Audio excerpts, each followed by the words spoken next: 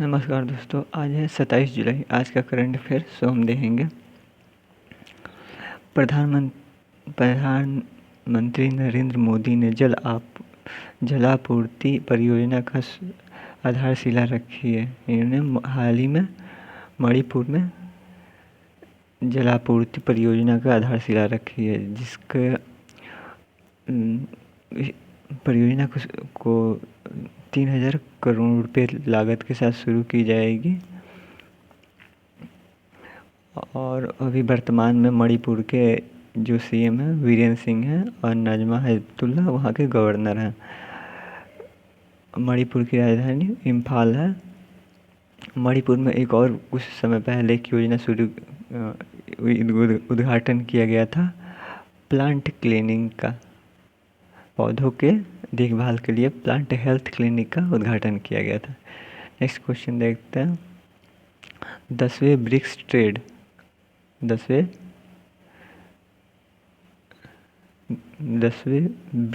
Trade मंत्रियों की virtual meeting में भारत से कौन शामिल हुआ था?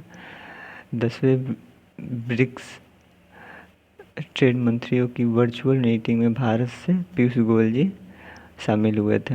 हाल ही में अभी ब्रिक्स की बैठक हुई थी, जिसमें भारत की तरफ से पीयूष गोयल जी शामिल हुए थे, जो हमारे रेल मिनिस्टर और इनके अंडर में कॉमर्स एंड इंडस्ट्री मिनिस्ट्री भी आता है, वाणिज्य एवं उद्योग मंत्रालय। ब्रिक्स का फुल फॉर्म होता है ब्राज़ील, रसिया, आई से इंडिया, सी से चाइना, एस से साउथ अफ्रीका। जो 12वां जो इसका सम्मेलन होने वाला है, ब्रिक्स सम्मेलन, उसमें अध्यक्षता 2020 में होने वाला है और इसकी अध्यक्षता रसिया करेगा। और एक होता है ब्रिक्स बैंक, जिसके न्यू डेवलपमेंट NDB भी बोला जाता है, न्यू डेवलपमेंट बैंक। इसकी हेडक्वार्टर शंघाई में है और इसके वर्तमान में जो हेड हैं ट्राइजियो करके हैं। चलिए नेक्स्ट क्वेश्चन देखते हैं। भारतीय प्रतिस्पर्धा आयोग ने Adani ports and special economic zone limited द्वारा अधिग्रहण करने की मंजूरी दे दी है। किसे अधिग्रहण करने की मंजूरी दे दी गई है? कृष्णापट्टनम पोर्ट कंपनी लिमिटेड को अधिग्रहण करने की मंजूरी दे दी गई है।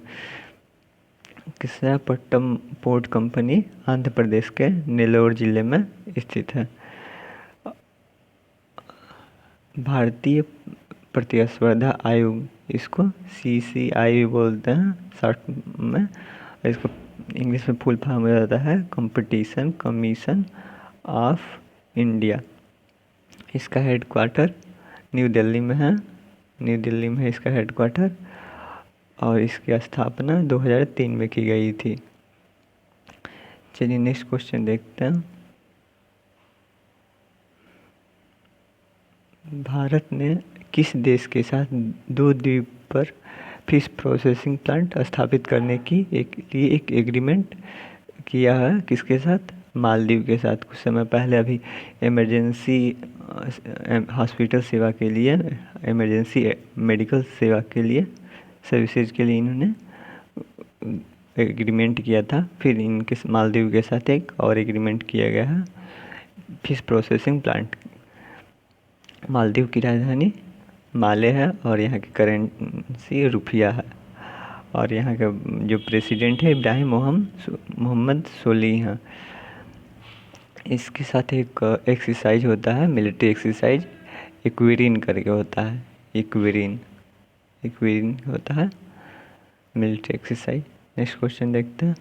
कोविड-19 मरीजों पर नज़र रखने के लिए स्मार्ट रिस्ट बैंड कलाई पर एक जैसा होता है, वो घड़ी की तरह एक बनाया गया है। किसके द्वारा विकसित किया गया है? एम्स द्वारा, जो है AIIMS Nagpur, AIIMS all India institute of medical science Nagpur ने इसको विकसित किया है, डेवलप किया है, IIT नागपुर और IIT जोधपुर के सहयोग से। चलिए नेक्स्ट क्वेश्चन देखते हैं।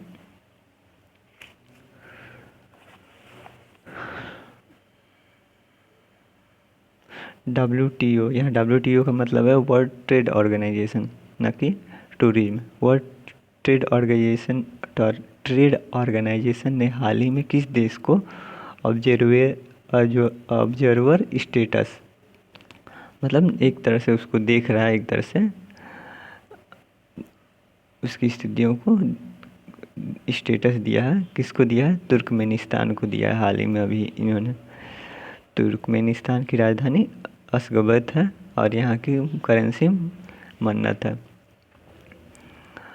WTO वर्ल्ड ट्रेड ऑर्गेनाइजेशन, इसकी स्थापना 1995 में की गई थी। स्थापना इसकी हेडक्वार्टर जेनेवा में है, स्विट्जरलैंड, और इसके मेंबरशिप देशों की संख्या वर्तमान में 164 है। इसकी स्विट्जरलैंड जेनेवा इसकी हेडक्वार्टर हो जाती है। और एक होता है WTO वर्ल्ड टूरिज्म ऑर्गेनाइजेशन, जिसकी स्थापना 1925 में की गई थी और इसका हेडक्वार्टर मैड्रिड स्पेन में है। चलिए नेक्स्ट क्वेश्चन देखते हैं। कोयला मंत्रालय के वृक्षारोपण अभियान 2020 का शुभारंभ किसके द्वारा किया गया है? अमित शाह जी के द्वारा किया गया है दिल्ली में। यह शुभारंभ, उद्घाटन इसका किया गया, शुभारंभ किया गया।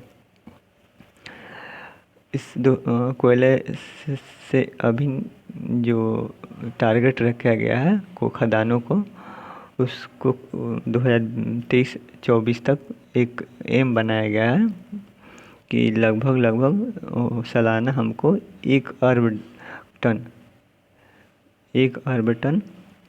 कोयले का उत्पादन करना है। ये 23-24 तक हमारा लक्ष्य बनाया गया है।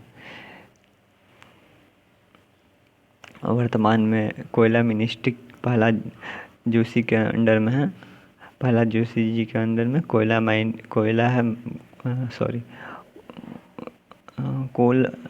Mining and parliament affair, Lok Sabha जो भी मामले हैं इनके अंडर में आता है, प्रहलाद जोशी जी के अंडर में। हाल ही में DRDO ने किस स्थान पर कोविड-19 परीक्षण सुविधा की स्थापना की है? DRDO ने लेह में कोविड-19 के जांच के लिए अपना एक सुविधा उपलब्ध कराई है। वहाँ इनका DIHAR करके है, जिसका फुल फॉर्म होता है defence institute of high altitude research. वहाँ इन्होंने अपने जो प्रयोगशाला है उसमें इसका मतलब जो कोविड-19 से जो भी संदिग्ध हैं उनकी जांच की जा सकती है। इनका वहाँ इस पर लगभग जो इनका लेम स्थापित किया गया है वह 50 नमूने को जांच करने में प्रतिदिन सक्षम होगा। नेक्स्ट क्वेश्चन देखते हैं। बृहदेश्वर मीनाक्षी मंदिर, कामाक्षी मंदिर, बृहदेश्वर अलग अलग है।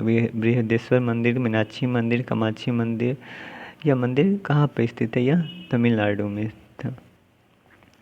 तमिलनाडु में स्थित है और तमिलनाडु में 2 न्यूक्लियर पावर प्लांट भी हैं, जिसका नाम कुकुंडलम और मद्रास न्यूक्लियर पावर प्लांट है।